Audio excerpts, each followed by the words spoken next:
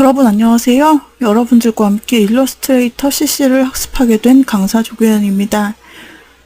이번 시간부터는 오브젝트 편집 도구의 활용이라는 제목을 가지고 오브젝트를 편집할 수 있는 다양한 일러스트레이터 기능들을 살펴보려고 합니다. 그동안 저희가 익혔던 예제들을 통해서 우리는 다양한 일러스트가 가지고 있는 드로잉 기술과 칠하기 기술들에 대해서 살펴보았습니다. 그러면 이렇게 만들어지고 그려진 오브젝트를 관리하고 편집하는 일 또한 이제 중요한 부분이 되겠죠? 이번 시간부터 그러한 기능들에 대해서 살펴보고 이번 시간 전반적으로 오브젝트 편집 도구의 기능들이 어떤 것들이 있는지 알아보고 또 오브젝트 편집 도구에 대해서 이번 시간 실제로 실습해보는 시간 갖도록 하겠습니다. 이번 챕터에서는 일러스트레이터로 오브젝트를 편집하는 다양한 방법들에 대해서 익혀보도록 할 것입니다. 오브젝트 편집 도구 중에서 다양한 편집 도구가 있는데 유용하게 많이 사용할 수 있는 세 가지가 바로 회전, 크기 조정, 그리고 선의 굵기를 조정할 수 있게 해주는 도구입니다. 회전 도구는 로테이트 도구라고도 하고요. 회전 기준점을 통해서 원하는 각도만큼 회전시켜 만들어줄 수 있습니다. 그리고 오브젝트의 복제가 회전 값으로 가능하게 됩니다. 예를 들어 여기 나타난 시계 눈금이 있죠. 눈금이 12칸으로 나뉘어 있는데 이 12칸으로 나뉜 눈금을 우리가 일일이 다 같은 간격으로 그려주긴 어렵겠죠. 그렇다면 어떻게 할까요?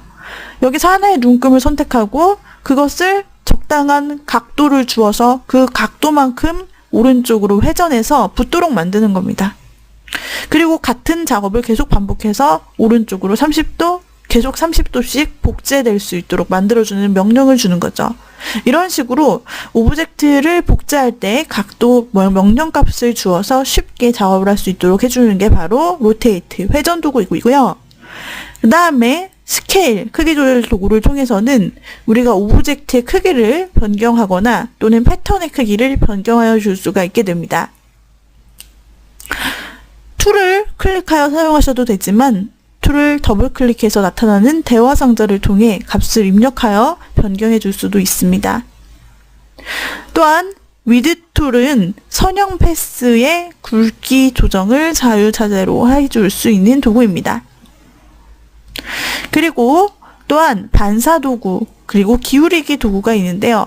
반사 도구를 사용하시게 되면 오브젝트를 마치 거울에 비친 것처럼 상하, 좌우, 대칭이 되도록 만들어줄 수가 있습니다. 그래서 서로 마주봐야 되는 대칭된 항목을 우리가 만들어야 할 경우 이 반사 도구를 통해서 만들어줄 수 있는 것이고요. 기울임 도구를 사용하면은 오브젝트 자체의 기울임이나 비틀림 변형을 줄 수가 있고 역시 대화 상자를 나타나게 하여서 각도 방향 등의 옵션을 설정하여 줄 수가 있습니다. 이번에는 두 오브젝트 이상을 선택하여서 겹친 부분을 처리하는 방법을 살펴보겠습니다. 이때 사용할 수 있는 패널이 바로 패스파인더 패널입니다. 이 패스파인더라고 하는 패널을 윈도우 메뉴에서 꺼내어 줄 수 있는데요. 이 패널을 꺼내어 사용을 하게 될 경우 화면에 보이는 것과 같은 다양한 오브젝트의 형태를 쉽게 만들어낼 수 있습니다. 두 개의 오브젝트가 서로 겹쳐 있는 경우 그 두 오브젝트를 완전히 하나의 새로운 도형으로 합치거나 또는 앞에 있는 오브젝트만을 제외해서 남은 부분만을 만든다든지 교차점만 남긴다든지 혹은 오브젝트를 전체적으로 분리한다든지 혹은 앞에 있는 오브젝트를 통해서 제거해서 마치 구멍이 뚫린 것 같은 이런 도넛 효과를 만든다든지 이런 다양한 처리를 할 수 있는 것이 바로 패스파인더 패널입니다. 우리가 이 패스파인더를 통해서 다양한 도형들을 만드는 실습을 해볼 것입니다. 뿐만 아니라 최신 버전에서는 원근감을 완성해주는 퍼스펙티브 그리드 툴, 원근감 도구가 추가되었는데요. 이 실제적인 원근감 효과를 일러스트에서 주고 싶을 때 이 도구를 사용하시게 되면 소실점을 넣고 그에 맞는 형태로 도형을 드래그하면 자동으로 이 원근감 효과에 맞게 도형이 들어가지는 그런 느낌을 얻으실 수가 있게 되는 것입니다. 그리고 오브젝트를 정렬하는 방법이 있습니다. 예를 들어 좌측처럼 개미가 줄지어 가고 있는데 서로 간격이 맞지 않는 그런 오브젝트의 경우 이 개미들만을 선택해서 각각 간격을 맞춰주고 또 일렬로 맞춰줄 수 있는 그런 오브젝트 정렬을 하고 싶다면 바로 정렬 또는 영문으로는 얼라인 패널을 꺼내어서 사용을 할 수가 있다는 것입니다. 여기에서는 오브젝트 간의 간격만을 표현을 했지만 어떤 개체를 아트보드 중심으로 정 가운데 놓을 것이냐 이런 식으로 아트보드 중심으로도 배치를 하여 줄 수 있어서 유용하게 쓸 수 있는 패널입니다. 또한 오브젝트를 관리하는 방법이 있습니다. 여러 개의 오브젝트가 서로 겹치게 되면 어떤 오브젝트는 앞에 오고 어떤 오브젝트는 뒤에 가겠죠. 이때 우리는 오브젝트 메뉴를 통해서 다양한 오브젝트를 좀 더 쉽게 관리를 해줄 수 있습니다. 오브젝트를 여러 개를 선택하고 마우스 오른쪽 클릭을 하여도 이런 메뉴는 나타나겠지만 우리가 오브젝트 메뉴에서 기본적으로 이러한 항목들을 살펴볼 수 있어요. 어레인지 정렬 메뉴는 오브젝트의 순서를 앞뒤로 보내주는 것이고요. 그룹과 언그룹, 그룹과 해제 메뉴를 통해서 여러 덩어리를 하나의 그룹으로 묶거나 해제하여 쉽게 작업을 할 수가 있게 됩니다. 또 잠금, 락이라는 기능을 통해서는 오브젝트를 편집, 선택, 이동할 수 없도록 잠글 때 바로 이런 락 기능을 사용하고요. 이 락 기능은 보통 작업이 모두 끝낸 배경 이미지라든지 이런 식으로 선택이 되지 않아야 할 요소들에 사용을 해줄 수가 있습니다.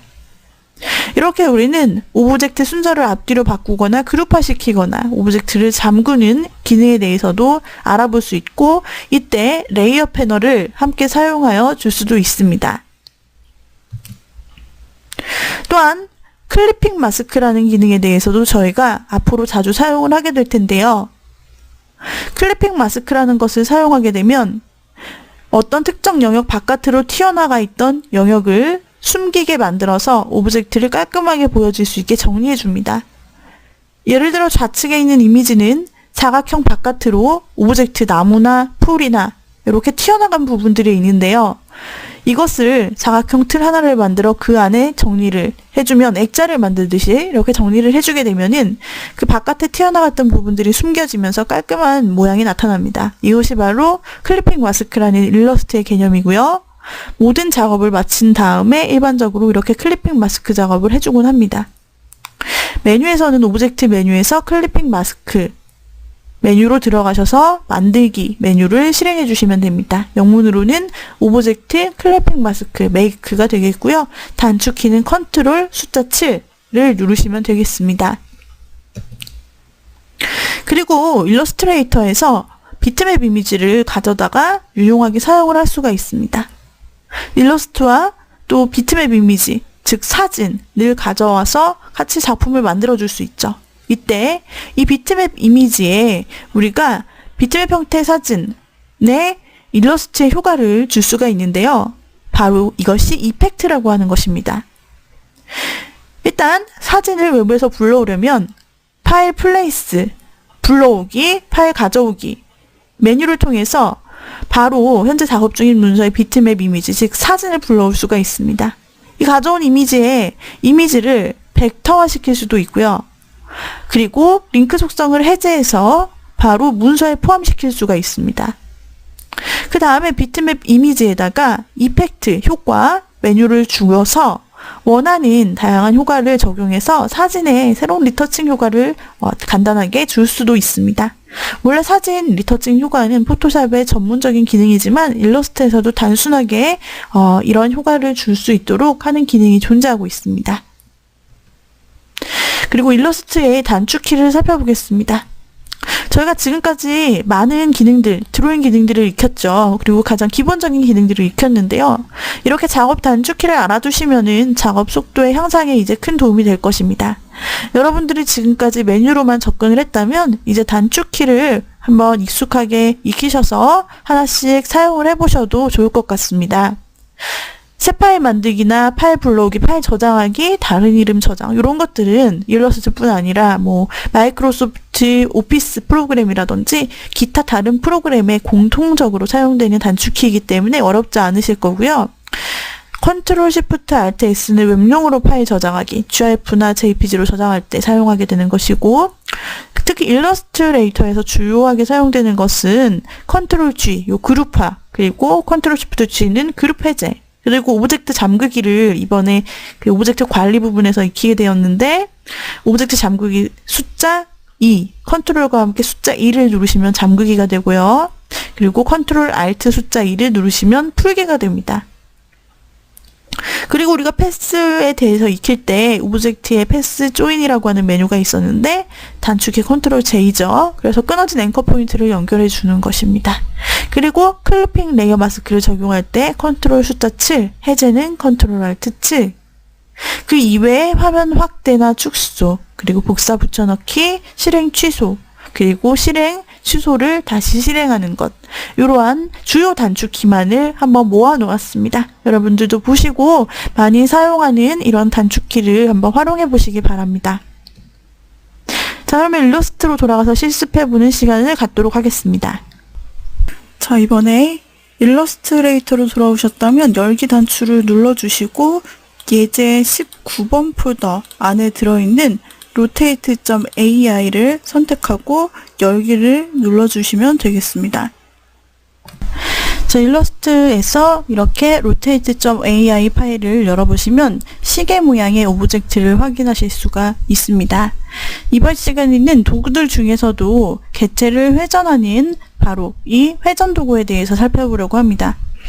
이 회전 도구로는 우리가 어떤 기준점을 통해서 기준점을 놓고 그것에 대해서 일정 각도로 회전시키고자 할 때 아주 유용한 도구이고, 원본을 이동시키는 것도 가능하고 카피하는 것도 가능하게 됩니다.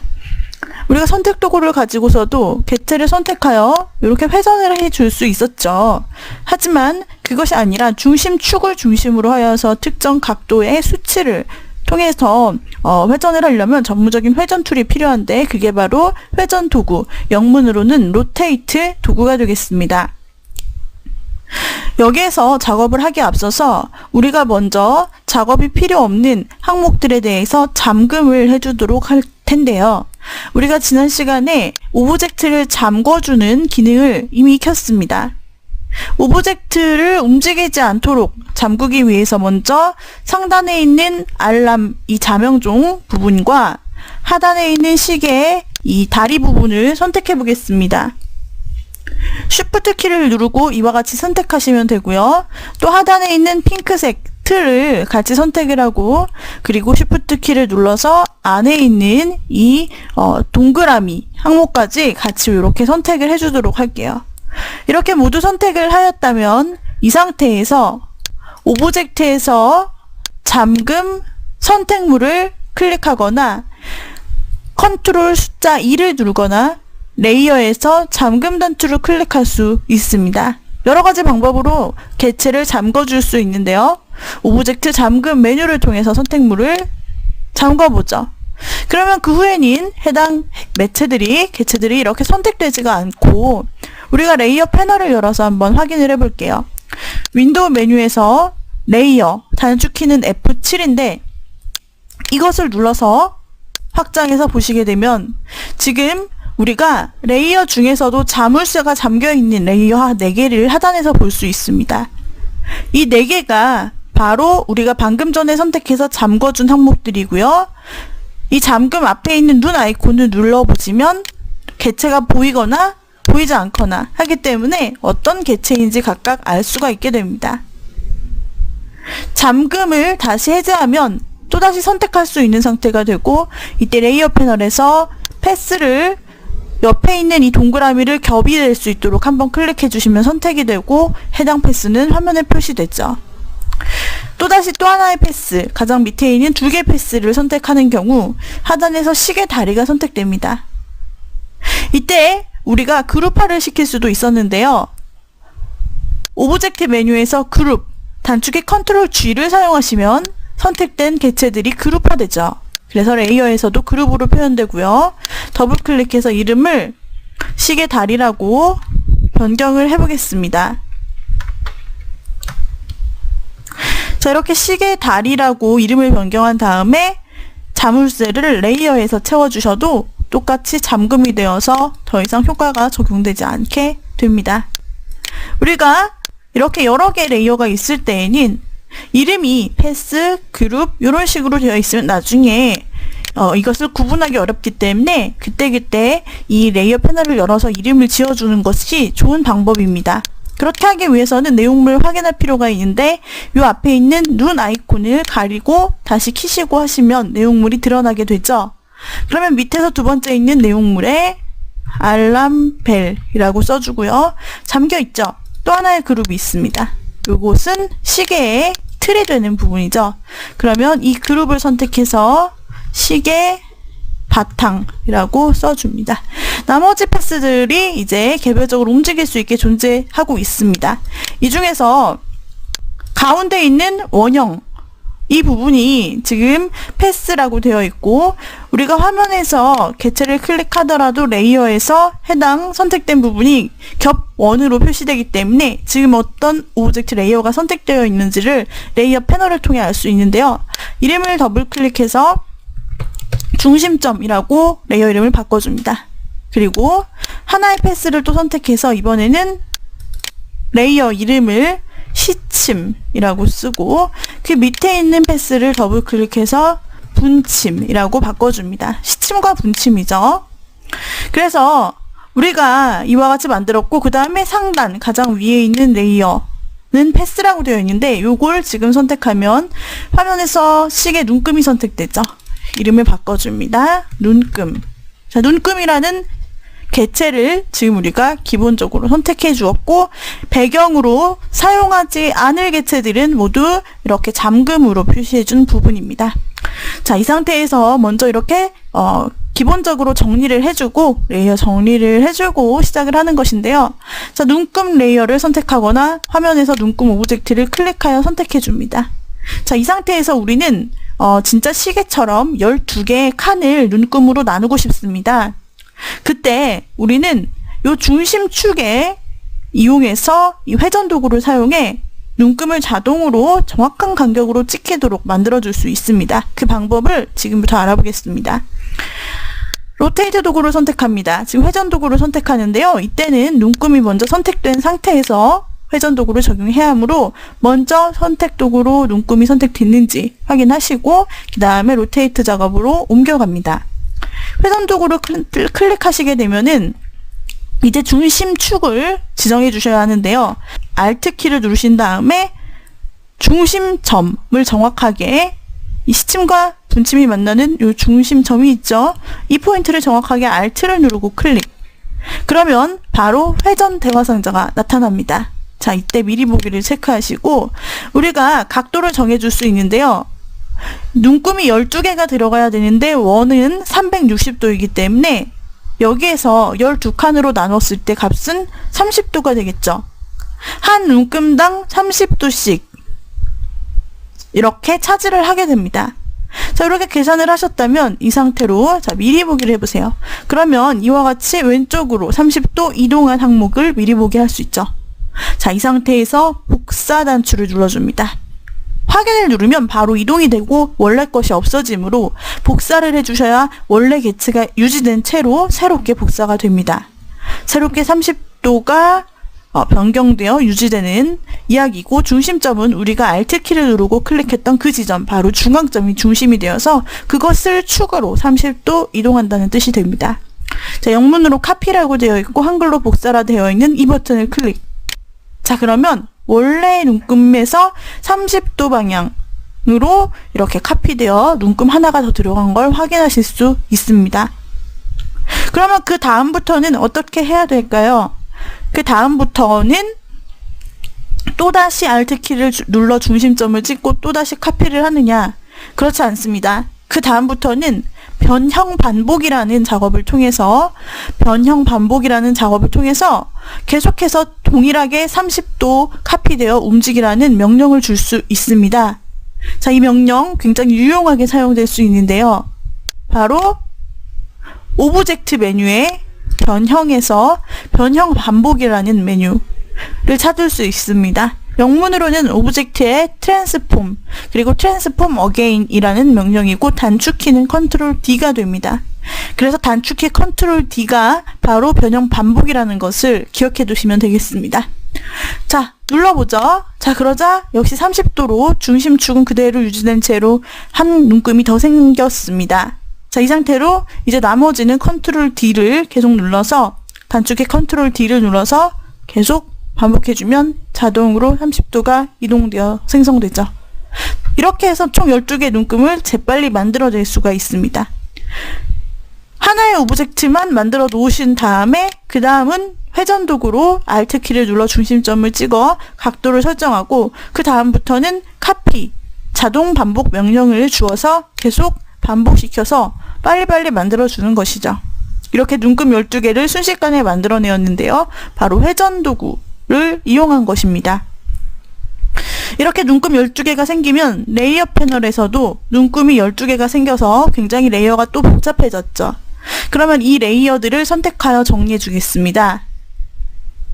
이렇게 동일한 형태의 선, 유형을 우리가 한 번에 선택하려면 마술봉 도구를 가지고 바로 눈금을 클릭해주면 됩니다. 자, 여기에서 선택 툴 밑에 있는 자동 선택 도구를 클릭하여서 눈금 중 하나를 정확히 클릭하면 남은 눈금들이 한 번에 선택이 되는 걸 볼 수 있습니다. 이와 같이 같은 성격을 선택해주는 자동 선택 도구를 우리는 색상 선택을 할 때 사용을 해본 적이 있었습니다. 고깔모자에서 동그란 문양을 한 번에 선택할 때 바로 이 도구를 사용했었죠. 자, 이렇게 선택을 하신 다음에 이것을 그룹화 시켜주겠습니다. 오브젝트에서 그룹 또는 컨트롤 G라는 단축키를 눌러서 그룹화 시켜서 이름을 바로 시계 눈금이라고 지어주면 바로 정리가 되겠고요. 그 다음에는 잠궈서 작업을 마무리하여서 선택되지 않도록 해줍니다. 자, 이제 눈금 부분은 더 이상 선택이 되지 않게 되었습니다. 이번에는 분침과 그리고 시침을 옮겨보겠습니다. 자, 시침을 선택을 해보죠. 그리고 역시 회전 도구를 다시 한번 선택하는데 여기에서 Alt키를 눌러 중심축을 가장 가운데 있는 원형의 가운데로 Alt 클릭. 자, 그러면은 역시 회전 대화 상자가 나타나는데 미리 보기를 통해서 각도를 체크할 수 있죠. 자, 예를 들어서 여기서 마이너스 값도 줄 수 있습니다. 마이너스 30이라고 주면 미리 보기를 할 때 자, 이렇게 오른쪽 방향으로 움직이는 걸 볼 수 있습니다. 30분 아니라 70 이렇게 주셔도 되죠. 자, 미리 보기. 자, 그러면은 이와 같이 중심축을 통해서 각도가 이동하는 걸 보실 수 있습니다. 여기에서는 복사가 아니라 이동을 해야 되기 때문에 바로 확인을 눌러주시면 됩니다. 자, 저는 현재 값을 마이너스 120으로 놓고 확인을 눌렀습니다. 이런 식으로 시침을 변형하죠. 마찬가지로 분침도 변형할 수 있습니다. 분침 개체를 선택하신 후에 회전 도구를 사용하고 Alt키로 중심점을 클릭, 그리고 각도를 넣어줍니다. 여러분들이 각도를 넣으시고 미리 보기를 해주시면 됩니다. 이런 식으로 바로 중심축을 통해서 각도를 넣어서 변경할 수 있는 것이 회전 도구라는 것이죠. 역시 여기서도 바로 확인 단추를 눌러 적용을 마치시면 되겠습니다.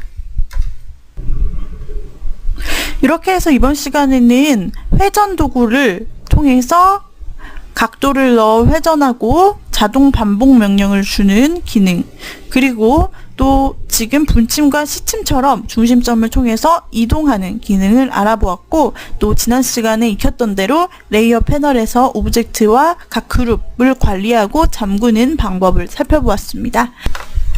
오늘의 강의는 이상으로 마치도록 하죠. 여러분 수고하셨습니다.